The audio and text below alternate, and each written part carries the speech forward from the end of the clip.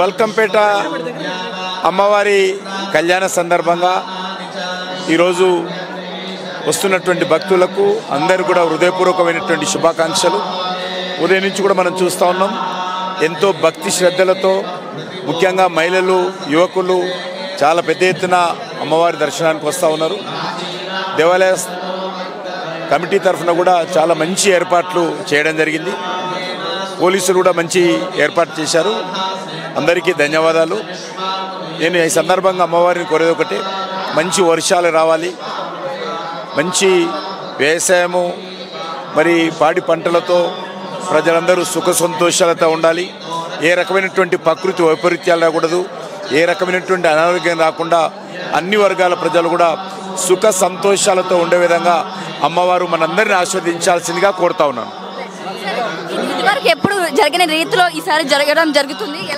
ఇదివరకు ఎప్పుడు ఇంత ఘనంగా జరగని ఉత్సవాలు ఈసారి జరుగుతున్నాయి. చాలా సంతోషం. ఈసారి బాగా జరుగుతుందని చెప్పాను కదా. అదేవిధంగా కేంద్ర ప్రభుత్వం నుంచి కూడా ఒక 4.5 కోట్ల రూపాయలు ఈ దేవాలయ అభివృద్ధి కోసము మరి మంజూరు చేసి ఇవ్వడం జరిగింది. త్వరలోనే దానికి సంబంధించినటువంటి డెవలప్మెంట్ పనులు కూడా వెంటనే ప్రారంభించాల్సిందిగా రాష్ట్ర ప్రభుత్వాన్ని కోరుతా ఉన్నాను. కేంద్ర ప్రభుత్వం ఎప్పటికే మంజూరు చేయడం జరిగింది 4.5 కోట్లు ఈ దేవాలయ అభివృద్ధి కోసం, నా సికింద్రాబాద్ కాన్స్టిట్యున్సీ. దాన్ని కూడా వెంటనే రాష్ట్ర ప్రభుత్వము ఆ యొక్క అభివృద్ధి కార్యక్రమాలను ప్రారంభించాల్సిందిగా కోరుతున్నాను. Thank you sir, thank you so much. చాలా హ్యాపీగా ఉందండి. నేను ఎప్పుడు కూడా హైదరాబాద్లో బోనాల పండుగ సందర్భంలో పార్టిసిపేట్ కాలేదు. ఈసారి దేవాదాయ శాఖ మంత్రిగా నాది బాధ్యత కాబట్టి నేను పట్టు వస్త్రాలు సమర్పించి అమ్మవారి కళ్యాణంలో ముందు కూర్చొని కళ్యాణం వీక్షించినందుకు నేను చాలా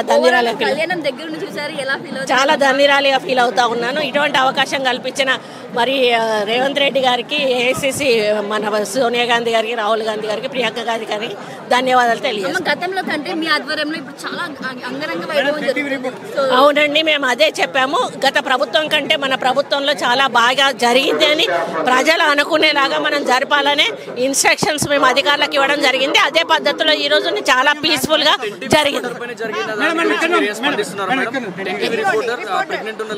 అదే ఇప్పుడే చెప్పారండి, నువ్వేనమ్మా, మీరు వివరాలు మాకు పంపించండి. తప్పకుండా పోలీస్ అధికారి పేరు కూడా పంపించండి, మేము తప్పనిసరిగా చాలా తప్పండి. అది ఒక మహిళను గౌరవపరచడం, వాళ్ళ తల్లి చెల్లి అందరూ కూడా మహిళలే అయి ఉంటారు. డ్యూటీలో ఉన్న అమ్మాయిని ఆ విధంగా అనడం చాలా బాధాకరం. దీని మీద తప్పకుండా మా ప్రభుత్వం దృష్టికి తీసుకెళ్లి తప్పకుండా చర్యలు తీసుకుంటాం. 89 డాక్టర్స్ డే స్పెషల్ కుటుంబ సభ్యుల మెడిసిన్ పై 50% తగ్గింపు, డాక్టర్ కన్సల్టేషన్ ఉచితం, డైట్ మరియు ఎక్సర్సైజ్ చార్ట్, ఇమ్యూనిటీ బూస్టర్ మరియు ఫ్రీ కౌన్సిలింగ్, అన్ని రకాల అనారోగ్య సమస్యలకు 89 తో పరిష్కారం.